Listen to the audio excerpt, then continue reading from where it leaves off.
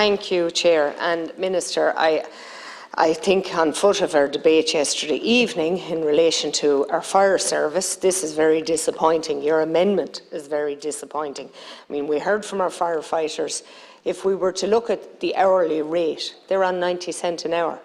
And I'm not sure that that point was made or that you heard it and weren't tone deaf to it. I think this is similar. I'm working since I was 12. No shame in saying that. It wasn't because I was thrown out of family or anything and I had to work.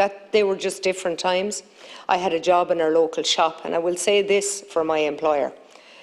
It was the best job I had in my entire life. I was treated in the very same way as those who were in full-time employment, and I was paid the same hourly rate, and I can assure you I paid my dividends through hard work. And I think Deputy Murphy before me stated that it's about the whole atmosphere of a workplace. How can someone who's behind a bar at midnight, working all hours to make ends meet for themselves, never mind trying to subsidise maybe a family, be exploited in that the person beside them is 21 and is on the minimum wage at the very least? But why would someone be exploited in that way? If that was a man and a woman we were talking about, it wouldn't even be tolerated as conversation.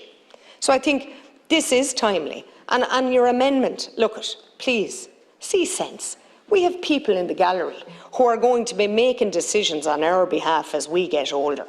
And if they were to bring something like this on an ageist basis for the older population, we'd be jumping up and down. So I think the reality is your amendment needs to be withdrawn. I think based on the European average and what's happening, we should just remove and have equal pay for equal work. Now, employers may be deterred from taking on younger people, but I think we can safely say that in a time where we're almost at full employment, or at least that's what we hear every day, they'll be more than glad to get them, and they'll be more than glad to pay them. And I think that is the reality, and I have been very lucky throughout my working life. I have never been exploited. But that doesn't mean there are situations out there that we do need to legislate for. But we should legislate in a positive manner. We certainly should not be the ones creating the exploitive situation. And I think that's where your amendment needs to be withdrawn. I'm not going to say it a number of times, but it does need to be withdrawn. And I think we should take this bill on board. And employers, in a practical, common sense approach, will make their decision based on equal pay for equal work. And I don't think any more than that. We don't want to demonise anybody, but we certainly do not want to exploit our young people. I know plenty of young people who are 16 years of age, who have to go out to work, who can't survive on our apprenticeship programmes. And I think that's something that's already been mentioned by a deputy before me, but it is something that in your capacity now as Minister you absolutely need to look at.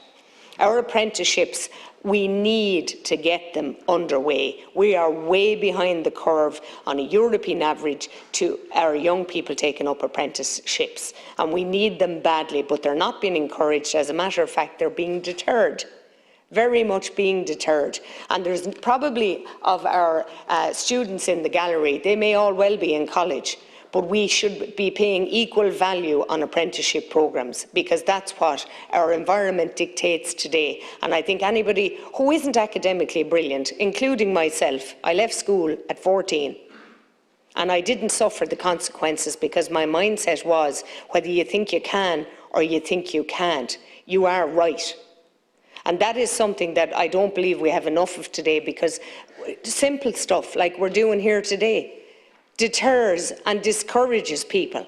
It gives, as Deputy Murphy said before me, it's demoralising. It doesn't matter what age you are. If you are working, you are working. And if you're putting in hours, you should be paid the hourly rate the same as the colleague beside you. And of course, when you move on into a life career, that does change, but it shouldn't be the situation for anybody who is 16 years to 20. There should be no difference whatsoever in paying the minimum wage to somebody who is working at that stage. So I don't need to labour the point. Many of my colleagues have put it forward. I do want you to think seriously, based on what we debated yesterday evening about the fire service. We need to encourage people.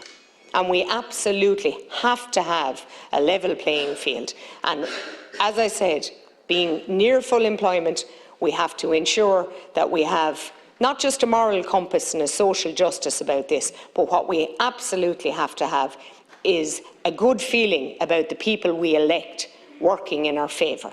And that's why I'd ask you again to withdraw your amendment. Thank you.